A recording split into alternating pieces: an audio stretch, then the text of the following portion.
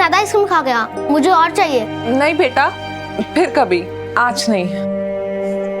मेरे डैडी बेटा आराम से बैठो। कितना मजा आता है। बस बस। कटारा बाइक में मैं तो दबी जाऊंगा।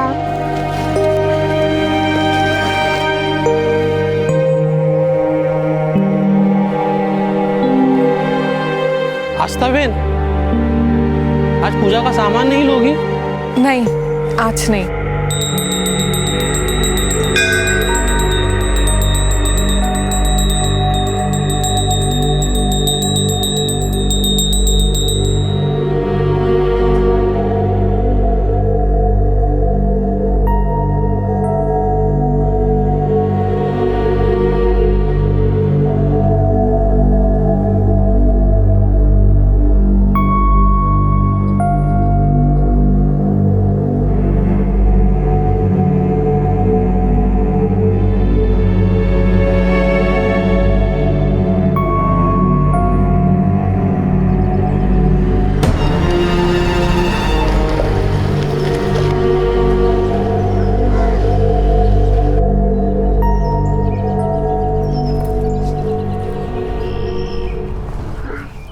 माँ बाप अपने बच्चों को सांसें देते हैं, लेकिन वो कौन सी वजह थी जिसने उन्हें अपने ही बच्चों की सांसें रोकने पर मजबूर कर दिया। कभी कभी हमें कुछ ऐसे मर्ज मिल जाते हैं जिन्हें अगर वक्त रहते ठीक नहीं किया जाए तो वो नासूर बन जाते हैं, और ये नासूर इतने गहरे हो जाते हैं कि बाद में उन्हें किसी दवा से भी नहीं भरा जा सकता। दर्द और पीड़ा इतनी ज्यादा होती है कि हमारी हिम्मत घुटने टेक देती है, और इस दर्द के आगे हमें मौत भी छोटी लगने लगती है। तो क्या ऐसा ही कोई मर्ज जितेश पटेल के परिवार को भी मिला था?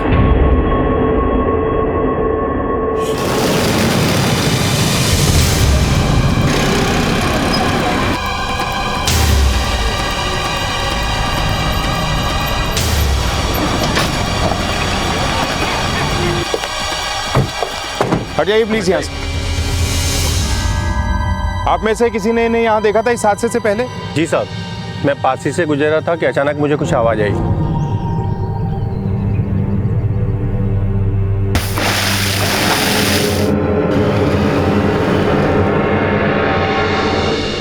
बाइक का नंबर देखा था? हाँ साहब। धीरेन, जब तक पोस्टमार्टम की रिपोर्ट्स आती हैं इस बाइक के सारे डिटेल्स निकलवाओ। हो सकता है ये आदमी इन मौतों का जिम्मेदार है और ये सब होने के बाद कहीं भाग निकला।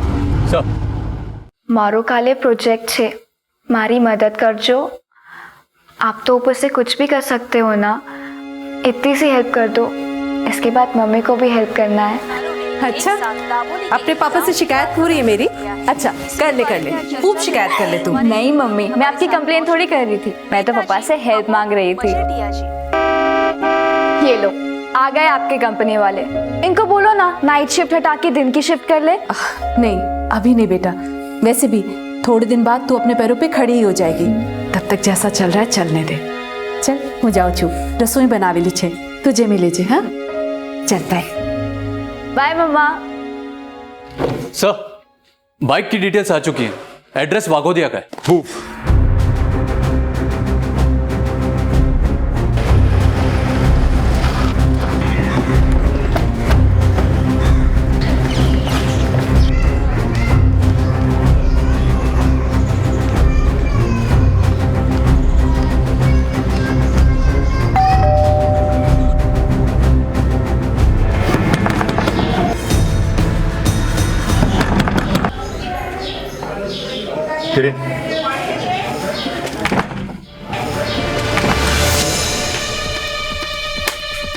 घर का कोना कोना छान मारो। सर,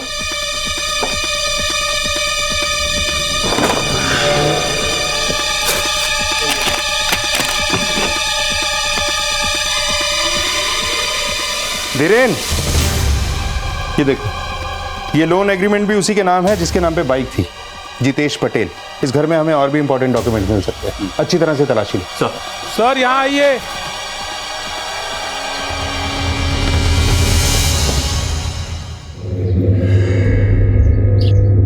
सर, ये वही बाइक है, नंबर सेम है। सर, अंदर आइए जल्दी।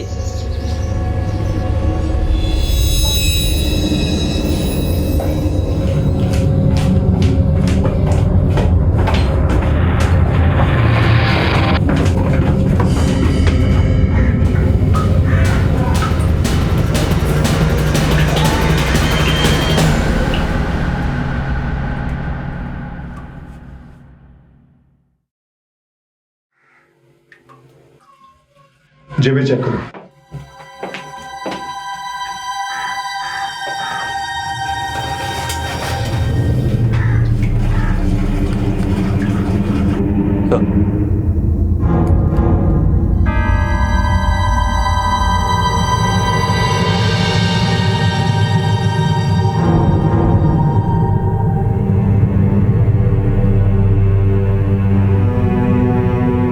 फौरन बॉडी को पोस्टमार्टम के लिए भेज दो। सर ये बात बड़ी अजीब सी है धीरज।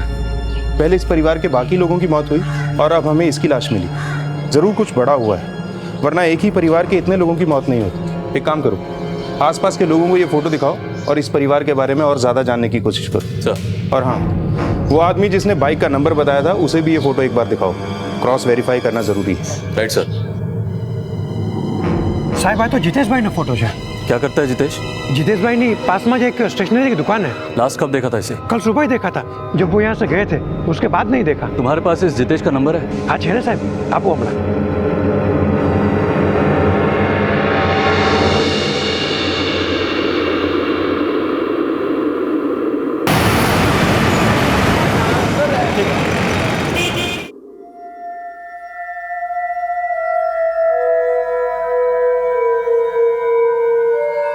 अरे आप लोगों ने इतना वक्त क्यों लगा दिया यहाँ आने में? ऑलरेडी बहुत देर हो चुकी है। ये देखो, ये स्पॉट दिख रहा है। आई थिंक सर्जरी की इमीडिएटली जरूरत है। लेकिन डॉक्टर साहब सर्जरी? सर इसमें कितना खर्चा आ जाएगा? करीबन 5 लाख के आसपास। 5 लाख? हाँ जी। इतना पैसा कहाँ से लेके आएंगे हम? आप लोन लीजिए ना, आजकल मेडिकल लोन आसानी से मिल जाता है। इतनी जल्दी हमें लोन कैसे मिलेगा? मैं एक एजेंसी को जानता हूँ, अगर आप चाहो तो। जी सर।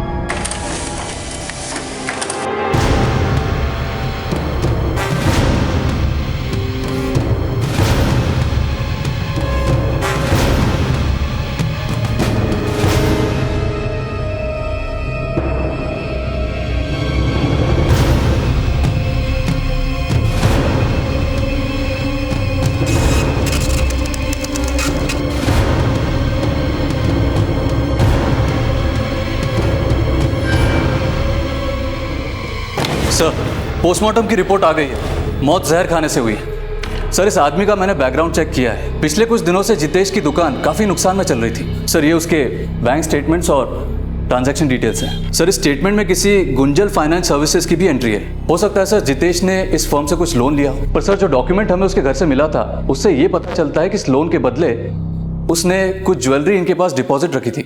ये आदमी कर्जे में था, लॉस में था। कहीं ये लॉस ही इसकी सुसाइड का कारण तो नहीं? एक काम करते हैं, इस प्राइवेट फर्म से पूछताछ करते हैं, स्पेशली इस जितेश की फाइनेंशियल कंडीशंस को लेकर। एक बात मेरे गले नहीं उतर रही, इसके परिवार ने एक दिन पहले सुसाइड किया, फिर उसी रात इसने जहर खा के आत्महत्या कर ली। ये माजरा क्या है? अगर इसे सुसाइड ही करना था तो उसी वक्त अपने परिवार के साथ भी कर सकता था, लेकिन इसने ऐसा नहीं किया, बल्कि उनको मरने के लिए छोड़कर वहां से भाग गया। सर, मैंने जितेश के फोन रिकॉर्ड्स भी चेक किए। उसके परिवार के मरने के बाद उसके फ़ोन की लोकेशन उसके घर की थी। रात को 11 बजे उसे किसी एक नंबर से फ़ोन आया और पोस्टमार्टम रिपोर्ट के हिसाब से सुसाइड भी उसने उसी रात किया था, करीब 12 से 1 के बीच में। और सर, इस नंबर से उसे पहले भी कई बार फ़ोन आ चुके हैं। इमीडिएटली इस नंबर पे कॉल करो। ये जो भी है उसे पूछताछ के लिए यहाँ बुलाओ। सर, मैंने इस नंबर पे फ़ोन किया था, लेकिन फ़ोन स्विच ऑफ था। इस नंबर से जुड़ी हर डिटेल मंगाओ। इस तक हमारा पहुँचना बहुत ज़रूरी है। हो सकता है ये जितेश और उसके परिवार की मौत का राज जानता है।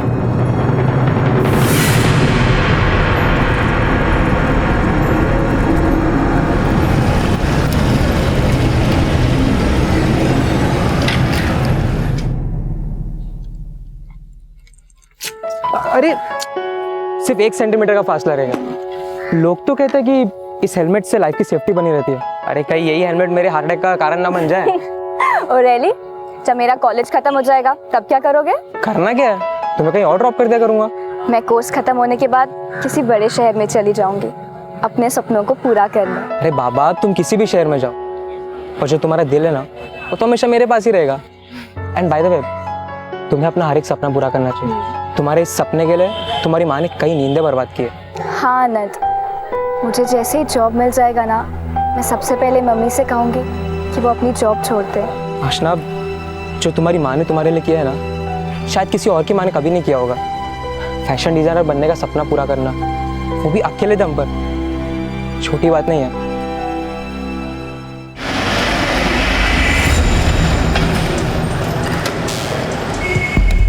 क्या जितेश नहीं रहा?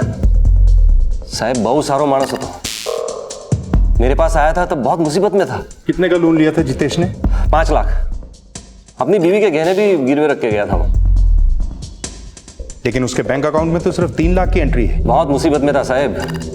2 लाख कैश दिए थे मैंने। कुछ बताया था आपको क्यों चाहिए थे उसे पैसे? कोई खास जरूरत? मुझे तो बोला कि नरपत भाई धंधा चौपट हो गया है। बहुत नुकसान ही में था शायद, बहुत कर्ज भी था साहब। बच्चों की पढ़ाई तक के पैसे नहीं थे उसके पास।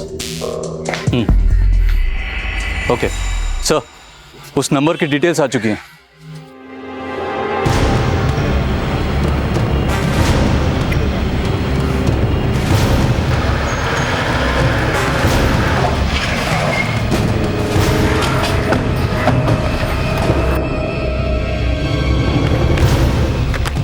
सर, यही का एड्रेस है जिस नंबर से जितेश को अक्सर कॉल आते थे।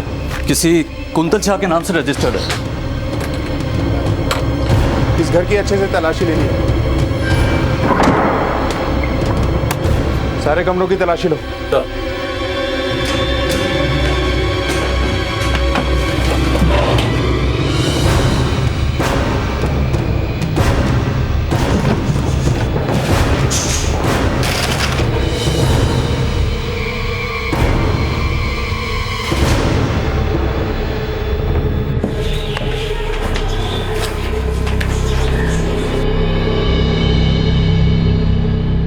इतने सारे लोन्स के डॉक्यूमेंट्स, इसमें तो इस कुंतल शाह के भी डॉक्यूमेंट हैं। सारे लोगों की डिटेल इकट्ठा करो, सबके साथ क्रॉस चेक करते हैं। सर,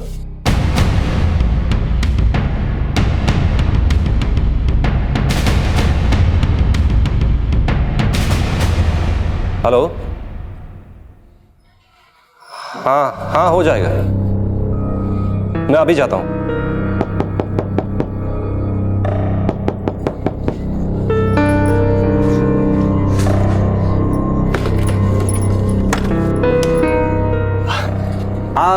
छाया भायाणीનું ઘર છે? હા, હું છું છાયા। બોલો, શું કામ છે? मुझे डॉक्टर वासवाणी ने आपके बारे में बताया था। आइए, अंदर आइए।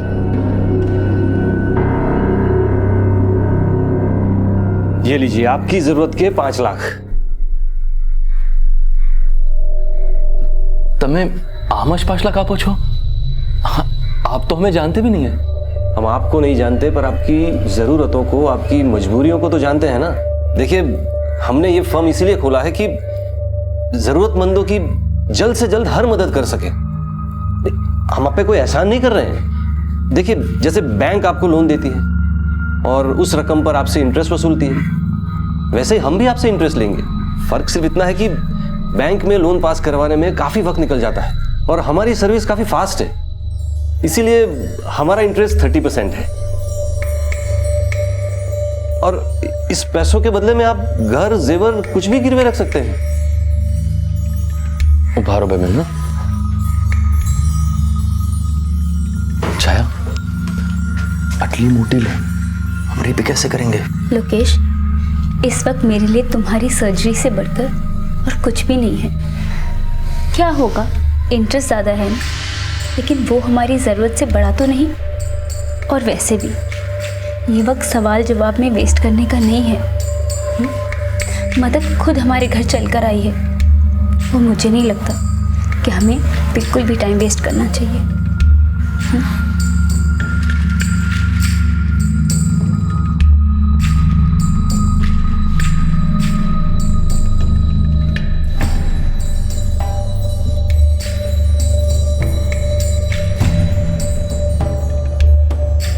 बहुत बहुत शुक्रिया, इतने कम वक्त में आपने हमारी इतनी मदद कर दी। 1 मिनट, आप इस फॉर्म पर यहाँ पर साइन कर दीजिए। ये लीजिए, और आपके घर के पेपर्स मुझे दे दीजिए। आमतौर पर जब हम एक बैंक से अपने निजी खर्चों के लिए लोन लेते हैं तो हमें उस पर लगभग 14 से 16% का ब्याज भरना पड़ता है और इस ब्याज को भरने के लिए एक तारीख मुकर्रर होती है। लेकिन अचानक इस तरह कोई किसी की मदद क्यों करना चाहता था? कौन था यह शख्स जिसने छाया के सारे डॉक्यूमेंट्स को वेरीफाई किए बिना ही उसे 5 लाख रुपए नकद दे दिए? सर्जरी तो सक्सेसफुल रही, पर अभी 7 दिनों तक पेशेंट को रेगुलर मॉनिटरिंग की जरूरत है, इसलिए अभी उनको डिस्चार्ज नहीं कर सकते। Thank you doctor.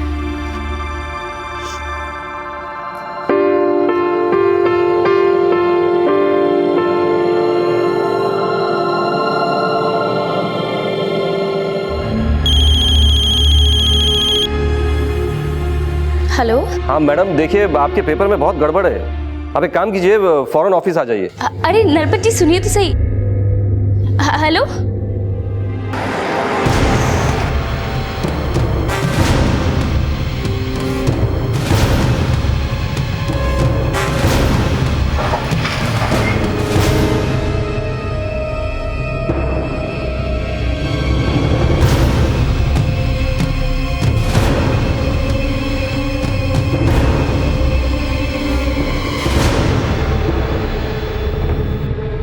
सर, मैंने कुंतल शाह के बारे में पता लगाया। कुछ वक्त पहले उसकी ट्रेन एक्सीडेंट में मौत हो गई थी। सर, इन सभी फैमिलीज में एक चीज कॉमन है, सुसाइड। इन सभी के घरों को किसी और को बेच दिया गया क्योंकि पुराने लोग अपना कर्जा चुका नहीं पाए। धीरेन, इस पूरे मामले में मुझे कोई बड़ा खेल नजर आ रहा है। पहले जितेश पटेल, अब ये सारे लोग। कहीं इन सब ने डर के मारे तो सुसाइड नहीं कर लिया? हो सकता है सर। इस स्केच को बनाने में भी हमारी ज्यादा लोगों ने मदद नहीं की। बहुत लोग डरे हुए हैं सर। वो तो कुछ लोग थे जिन्होंने इस शख्स को उन घरों में आते जाते देखा है, इसलिए स्केच तैयार हो पाया। स्केच को चारों तरफ फैला दो, सारे पुलिस स्टेशन और सारे खबरियों को रेड अलर्ट पे डाल दो। कहीं से कोई भी खबर हमें इस आदमी तक पहुंचा सकती। सर,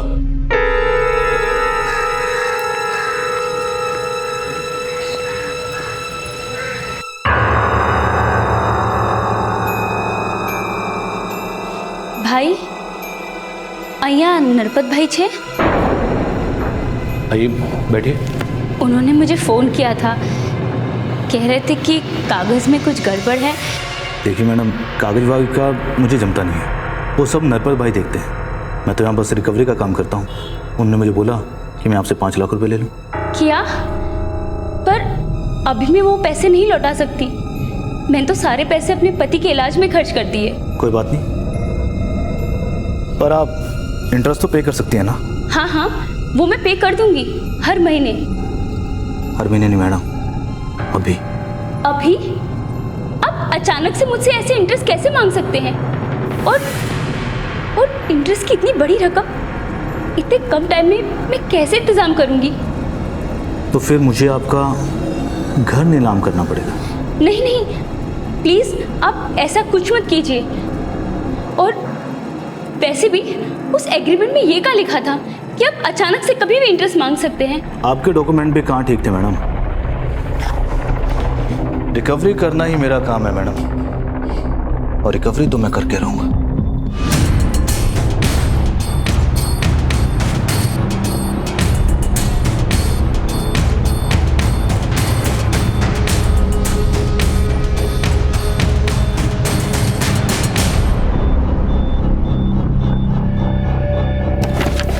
सर, मैंने इस आदमी का पता लगाया।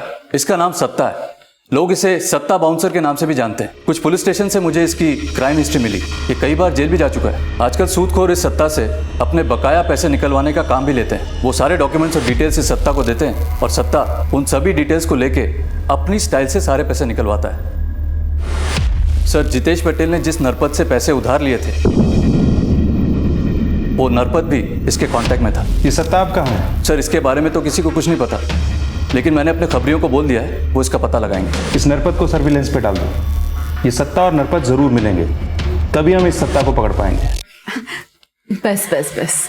માં, આજ મેરા ફાઇનલ પ્રેઝન્ટેશન હે. મેં આ બધી ડિઝાઇન તમને જોઈને બનાવી છે. एक माँ जो दिन रात अपनी बेटी को आगे बढ़ाने के लिए जी जान से काम करती है।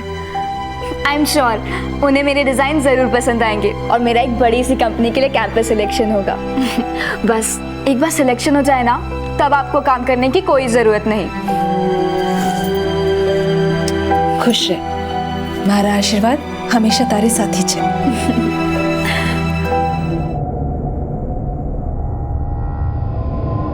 मैं चुप नहीं बैठूंगी, मैं पुलिस को सब कुछ बता दूंगी। पुलिस को बताएगी? ये देख, तेरा पति जिसका अभी ऑपरेशन हुआ है वो घर नहीं पहुंचेगा, सीधा पहुंचेगा शमशान अगर उसने ये वीडियो देख लिया। अब फैसला तेरे हाथ में है, जो मैं कहूँ चुपचाप से करते रहे, अगर नहीं तो अपने पति की चिता के लिए जो खर्चा हुआ उसके लिए एक और उधार ले ले, और उसका इंटरेस्ट भी मैं ऐसे ही वसूलूंगा। प्लीज ऐसा कुछ मत करना, मेरे पति को इसके बारे में कुछ मत बताना।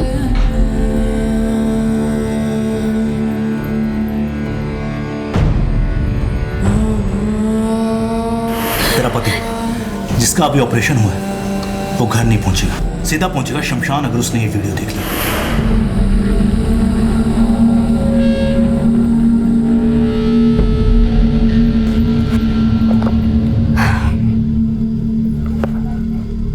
अनंत, तुम यहाँ? अरे आशना, कब से वेट कर रहा हूँ यार।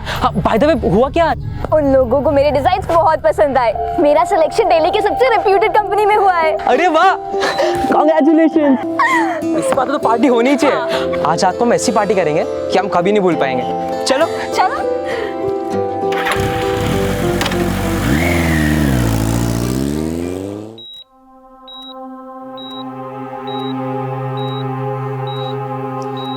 હવે કેવું લાગે છે? एकदम सारू। शायद तुमने जो किया बिल्कुल ठीक किया। पैसा लेना एकदम सही डिसीजन था। मुझे बिल्कुल दर्द नहीं हो रहा।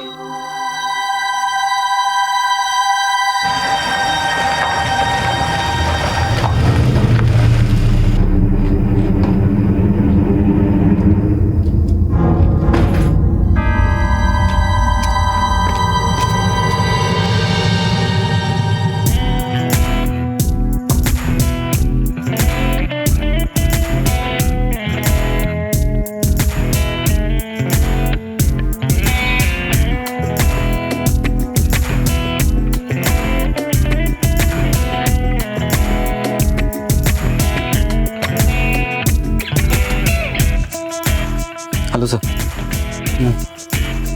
ये देखिए सर।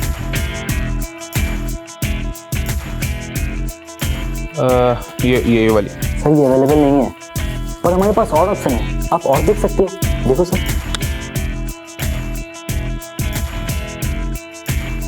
ये चलेगी। आओ सर।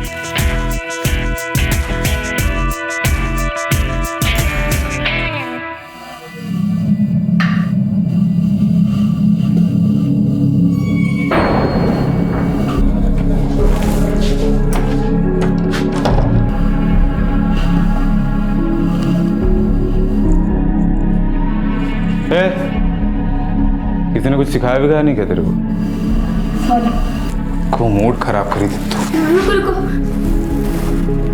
सॉरी,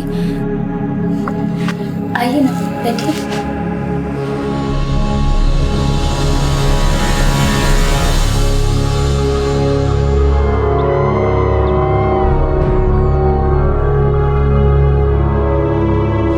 अक्सर जब हम बुरे वक्त और बुरे हालात से घिरे होते हैं तब हमारे अंदर एक बेचैनी होती है, एक बेचैनी कि कैसे इस हालात से जल्द बाहर निकला जाए। और इस बेचैनी में कभी कभी हम कुछ ऐसी गलतियां कर बैठते हैं जो हालात को बद से बदतर बना देती हैं। सत्ता और नरपत लोगों की इसी मजबूरी का फायदा उठाकर उन्हें एक ऐसे दलदल में धकेल देते थे कि जिसके बाद किसी के भी जीने की इच्छा ही खत्म हो जाए।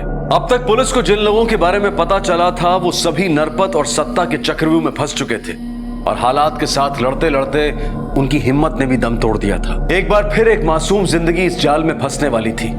उसके साथ कुछ ऐसा होने वाला था जो उसके द्वारा देखे गए किसी भी डरावने सपने से ज्यादा डरावना होगा।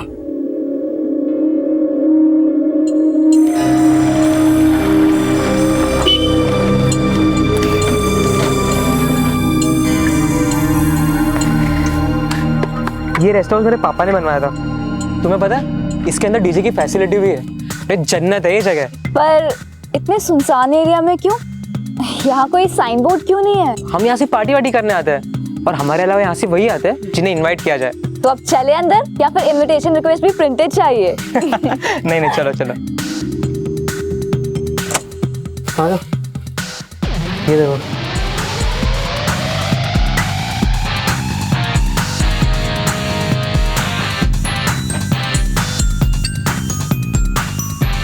आनंद, ये सब लोग कौन है?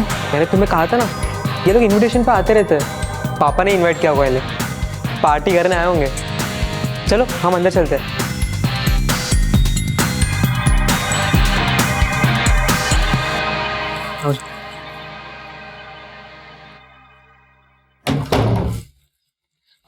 तुम फ्रेश हो जाओ, मैं कॉफी लेकर आता हूँ।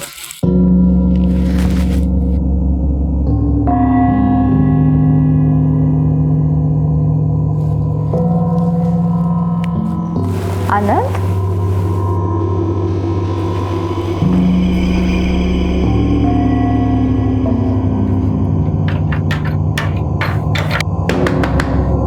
आनंद, आनंद,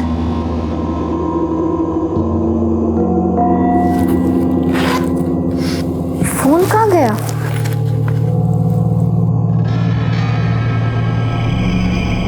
आप जिस नंबर को डायल कर रहे हैं वो इस समय स्विच ऑफ है। Switch off?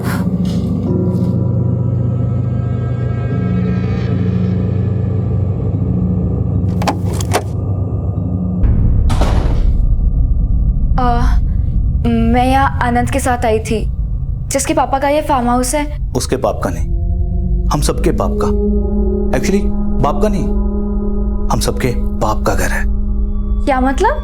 मतलब ये कि तुम्हारा बॉयफ्रेंड तुम्हें नहीं दिखाई देगा, क्योंकि वो तुम्हें यहाँ जानबूझकर लेकर आया।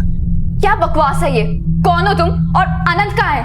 मैं कौन हूँ, क्या हूँ, कैसा हूँ, ये तुम डिटेल में जान जाओगे। तुम तो क्या, यहाँ की कई लड़कियां मुझे जानती हैं, और औरतें भी। क्या बकवास है ये? तुझ पे तो मेरी नजर कई सालों से थी, पर अफसोस शिकार तेरी माँ का हुआ। तेरी माँ ने तेरी एजुकेशन के लिए हमसे लोन जो लिया था, और बदले में हमने भी उसे एजुकेशन दे दी। अब तेरी बारी इस एग्जाम को पास करने की। तेरी माँ से तो हमने उस पैसे का काफी इंटरेस्ट वसूला, पर अब उसमें किसी की दिलचस्पी नहीं है। तू तो बहुत लकी निकली रे। हमारे बॉस की तुझ में दिलचस्पी है, खास दिलचस्पी।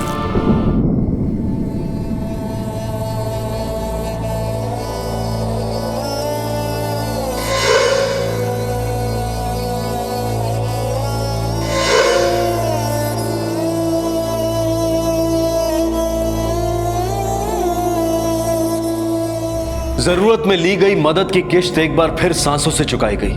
जो पैसे किसी की जिंदगी बचाने की खातिर लिए गए थे, वही पैसे किसी की मौत का कारण बन गए। अब इस सब के बीच आशना भी फंस चुकी थी। एक बच्ची जिसने कई सपने देखे थे, उसने कभी सपने में भी नहीं सोचा होगा कि उसके सपनों की कीमत उसकी मां किस तरह चुका रही थी। जिस रास्ते पर आशना को धकेल दिया गया था, वो रास्ता जिंदगी के साथ खत्म होता था। तो क्या अब आशना भी वही करेगी जो बाकी के बेकसूर लोगों ने किया?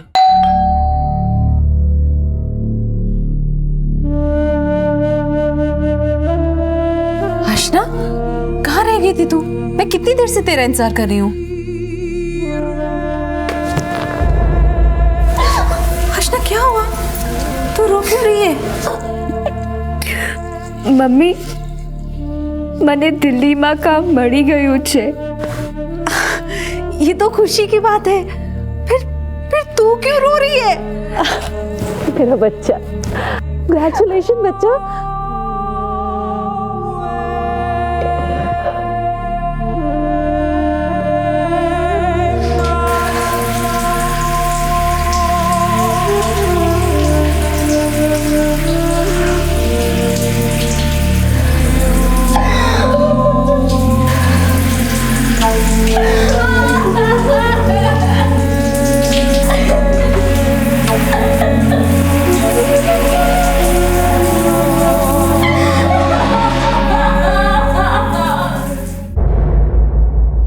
छाया के अलावा मेरा कौन था? 5 लाख रुपए लिए थे हमने नरपत से। छाया ने एक भी मिनट कुछ भी नहीं सोचा, बोला मुझसे ज्यादा उसे कुछ भी प्यारा नहीं है। ये नरपत से कैसे मिले आप लोग? यहाँ के डॉक्टर वासवानी ने उनको हमारा नंबर दिया था। फिर नरपत खुद घर पर आया और पैसे दिए। उसके बदले में उन्होंने हमारा घर गिरवी रखा था। क्या वासवानी लोगों को बड़ा उधार दिलाता है, वो भी ऑन द स्पॉट? हमारे साथ चल, बिना उधार लिए हम अच्छा इंटरेस्ट देते हैं। सर मैंने क्या किया? तूने क्या किया है क्या नहीं किया है ये हम अच्छी तरह से जानते हैं। इज्जत से बता दे कि नरपत से तेरा कनेक्शन कैसे हुआ? नरपत मुझे 2% कमीशन देता था और मैंने जितने भी लोगों को उसके पास भेजा उसने सबका काम कर दिया और मुझे कमीशन भी टाइम पे भी मिला। सर तूने जितने लोगों को भी नरपत के पास भेजा ना, उनका काम नहीं हुआ बल्कि काम तमाम हो गया है। उल्टा लटका के तुझे इतना मारूंगा ना जितनी तूने इस धंधे से कमाई भी नहीं की होगी। लेके चलो इसे। सर मेरी बात सुनो सर। अब इस नरपत को उठाने का टाइम आ गया है। चल।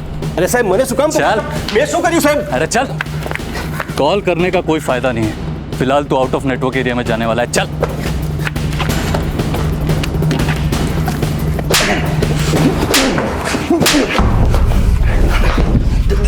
देखिए साहब, छाया और जितेश की मौत से मेरा कुछ लेना देना नहीं है साहब। पर सत्ता से तो लेना देना था ना, जिसके साथ मिलकर लोगों को पैसे बांटता था और बदले में इंटरेस्ट के रूप में उनकी जिंदगी लेता था। साहब मैं सारे पेपर सत्ता को बेच देता था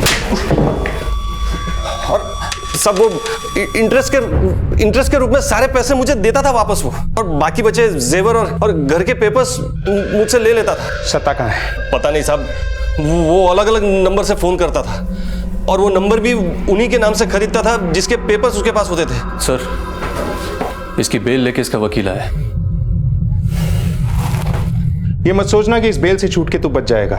जिस तरह से तुम्हें कानून का फायदा उठाना आता है ना, हमें भी पूरा विश्वास है एक दिन यही कानून तेरी किस्मत में बेल की जगह जेल लिखेगा। निकल चल।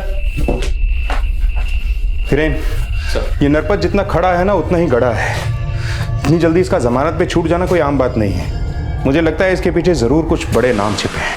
वडोदरा पुलिस के अभी किए गए प्रेस कॉन्फ्रेंस से ये पता चला है कि कुछ लोग उन भोले भाले लोगों को अपने जाल में फंसाकर उनका शोषण कर रहे हैं, जिन्हें पैसे की सख्त जरूरत है। उन लोगों को पहले ये पैसे कम समय में उपलब्ध कराए जाते हैं और पैसे ना देने के बाद उनकी घर, जमीन और जेवर जब्त किए जाते हैं। पैसे देने वाले लोग ब्याज लेने के लिए किसी भी वक्त वहां पहुंच जाते हैं। इसके बाद शुरू हो जाती है उन परिवारों के साथ जुल्म की एक दर्दनाक कहानी।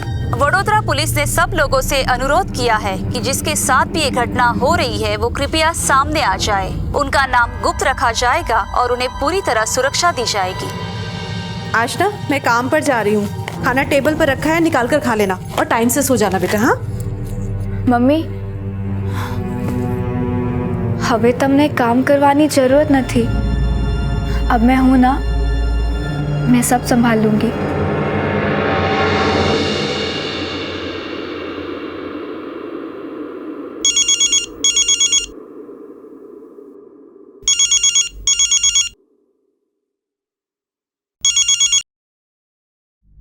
अभी के अभी अड्डे पर आ जाओ, बॉस खुद तुमसे मिलना चाहते हो।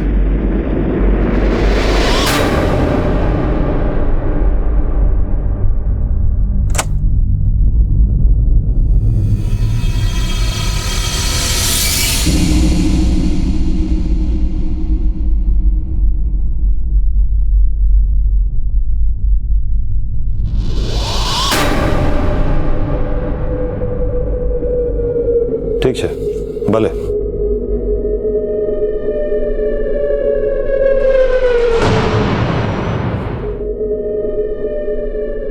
केम चाले छे बद्दू सत्ता तमरा शिवाजी। स्टूडियो में हमारे साथ मौजूद है नेताजी अमोघ मजेटिया जी। મને આ સાંભળીને બહુ ખરાબ લાગ્યું કે ખેડૂતના 3 પરિવારોએ એક સાથે આત્મહત્યા કરી દીધી। जो कुछ भी हुआ वो बहुत दुखद था। हम इस पर शोक व्यक्त करते हैं।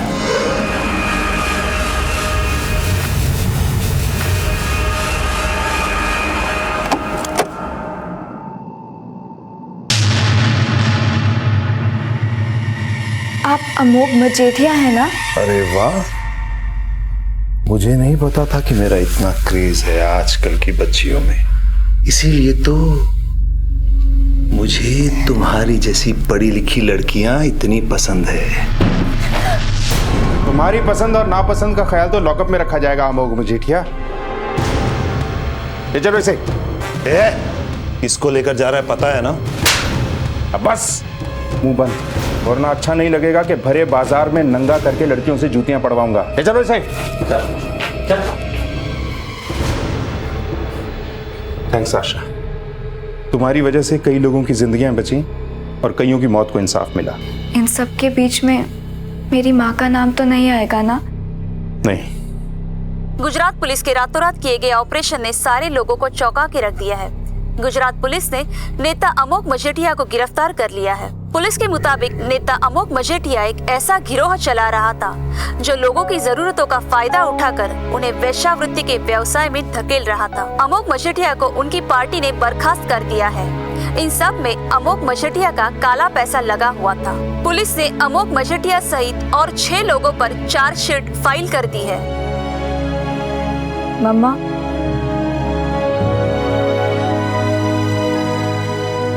दिल्ली चले?